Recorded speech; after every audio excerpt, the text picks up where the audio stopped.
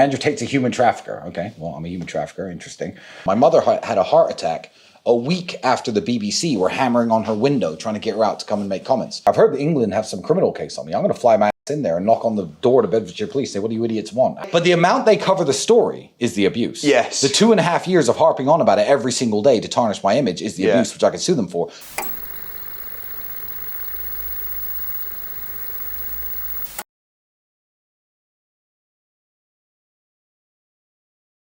It's fair to say, in recent times, I've been covering some heavy topics on this channel, but when it comes to the Tate brothers, as well as being filthy, degenerate, self-confessed, sex-trafficking child predators, they are also two of the most embarrassing fools in the history of social media and incredibly easy to clown on. And since I started this channel, I've felt it's important at times to take a step back, point and laugh at these idiots, partly to show any young lads who see my videos why these people are ridiculous children, and also for my own sanity. In this video, I'll be taking a look at Tristan's appearance on Samuel Leeds' podcast where he made an utter fool of himself. But firstly, the production of these videos is made possible by all of our supporters. To support the upgrades on the channel as well as subscribing, you can join as a member or buy Gadget a coffee. The links are in the description.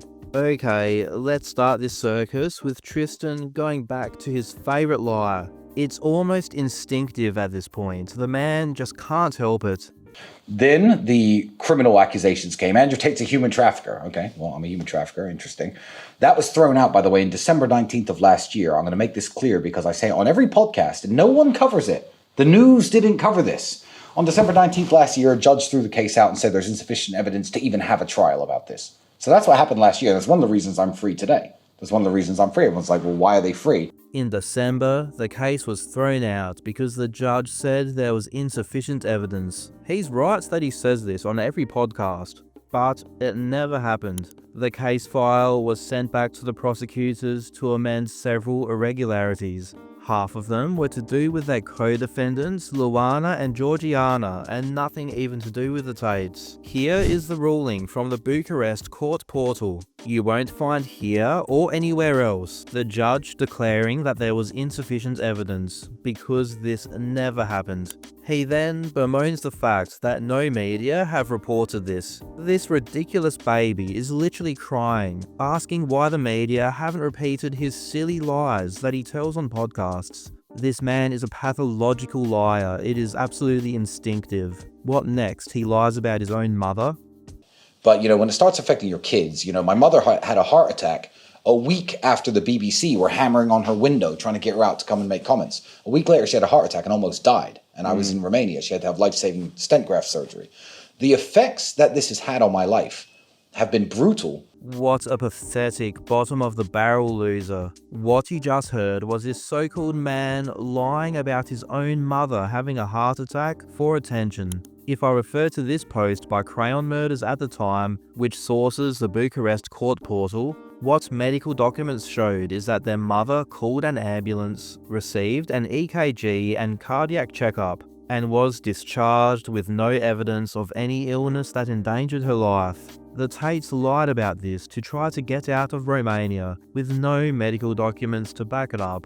At the time, the prosecutors referred to another time when they lied about their grandmother having a heart attack to try to get to the US. They are supposed to be alpha males when they're not even real men. Tristan's lies continued, this time with how he addressed their criminal case in the UK. When I say I'm not going to go back, I mean just to live there under normal circumstances? I'd never go and live there. Yeah, I am going to go back. I've heard that England have some criminal case on me. I'm going to fly my ass in there and knock on the door to Bedfordshire Police, say, what do you idiots want? After I've won everything else. Fuck them.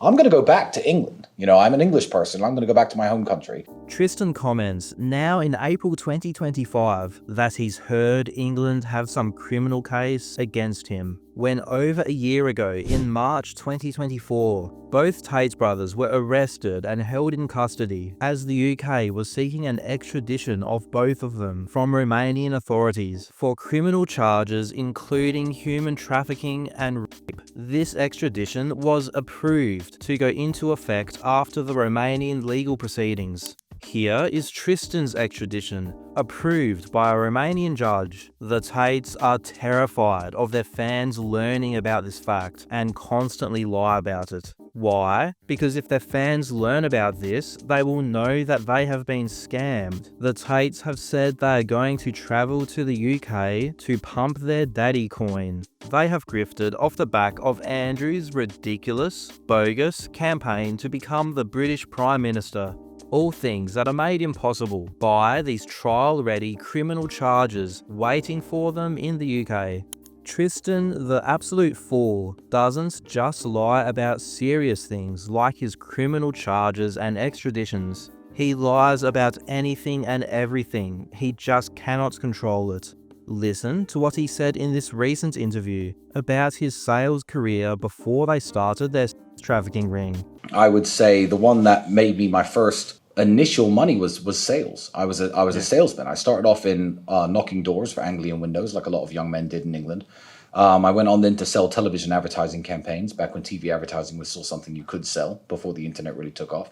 Andrew and a partner, another salesman at the company, went off and branched away and started their own company. And I was bringing in £5,000 to £8,000 every week in sales. Very good sales. So that's the first time I ever felt like I had any money. So before they started their webcam trafficking operation, Tristan was bringing in £5,000 to £8,000 every week working in sales. He says that Andrew started his own sales company and he was working for him at the time. But this is how Tristan told this story in 2019, pre-arrest and charges for human trafficking. So I was working a job at the time. It was a sales job where I was selling some bullshit kind of home improvement. It was something quite unique, but I was making good money because I'm good at sales. I'm good at various things, and I'm not afraid of hard work. I was making about £1,000 to £1,500 British pounds every week. So I was doing very well, but I was working 7 days a week. So I asked Andrew if he wanted a job doing the same thing, and Andrew said, nah, because if I go to work and do that, then that's who we're going to be. I need my time and my space to work out how to do different shit. It is just unnecessary for him to lie about this. The only possible explanation is crippling insecurity. In this interview, Tristan brought up disgraced BBC presenter Hugh Edwards, saying that it was just so unfair that the BBC have covered the Tate case for 2.5 years, but only covered the Hugh Edwards allegations for 10 minutes and never mentioned it again. But the amount they cover the story is the abuse. Yes. The 2.5 years of harping on about it every single day to tarnish my image is the abuse, which I can sue them for. Because harassment, isn't it? Because Hugh Edwards, they covered that story. The BBC covered that story, I think, for like 10 minutes of airtime. Right. And they never mentioned it again. I thought this sounded like bullshit, so I did what Tristan hopes no one does and fact-checked. Here are some articles that BBC have published about the Hugh Edwards scandal. It really says a lot that when he and his brother are charged with trafficking and raping women and children, that he feels like he has to lie about the coverage of another sex scandal to defend himself. Unfortunately, this part of the interview only gets more bizarre. Look at what Tristan has saved in his favourite photos on his phone, supposedly to own the BBC. I'll actually show you something. In my phone, under favourites in my photographs, I have this. Because the BBC love to come and talk to me and ask me stupid questions about, hey, Tristan, are you a criminal? Are you a criminal? And I go into favourites, and every time the BBC come up to me, the last time I did this, and now they don't approach me anymore, and they didn't air the story, I said, hey, take a look at this image. You're going to have to blur it out. I said, take a look at this image. Take a look at this image. You work for the BBC, right? They're like, why are you showing me that? I said, well, my name is Tristan Tate, and I'm here investigating the rape of children in the United Kingdom, and it was a colleague of yours who was doing it. Do you know this man? Yeah. And I start questioning them about their company's sexual crimes. I'm like, do you know this man? This image was sent to a boy who was 15 years of age on Snapchat, and I start interviewing them about sexual crimes. Here is the image that Tristan says he has saved in his favourites. What the absolute Of course, the version Tristan has is uncensored. Could he have thought of a way of owning BBC reporters that didn't involve having a picture of a naked man sitting in his favourite pictures on his phone? Tristan then, continuing to go on about Hugh Edwards, spoke about how terrible child porn is. Hugh Edwards worked for the BBC, and he is a pedophile, and he was buying child porn. And buying child porn doesn't sound that bad. I don't call it buying child porn. And I call it facilitating child rape. Because if somebody is purchasing images, Class A images of children being raped, they're creating a demand for the market, which is leading to the direct sexual assault of children, which is sickening, and it's wrong. Now, of course, child pornography being terrible is a reasonable take, but should Tristan be going there? His brother Andrew is charged with trafficking a minor into pornography. It is 100% confirmed that the Tates had this girl working on webcam as a minor. Andrew himself has confirmed that the infamous video of him hitting her with a belt was filmed in 2012 when she was 14 or 15 years old. Not to mention Tristan's own degeneracy involving minors, like when text message conversations pulled from his device revealed that he groomed a 16-year-old child into anal. The message of these things being bad is a good message, but the Tates are the worst possible messengers. At one point, Tristan brought up that he has women from their supposed university, the real world, do interviews with him to talk about how much success they've had in the program. Of our university. How much is Hustlers University right now? $49 a month, and it's remained that way since we started the product. That's and amazing. We've been under attack by the media. They've said it's a misogynistic platform that teaches people how to hate women or all sorts of nonsense. So I just post video interviews of me with women who are inside the platform who've transformed their businesses. I post them all over online. It really is incredible timing for Tristan to bring this up. I would like to bring your attention to this interview that Tristan conducted with a young woman who was a member of the real world.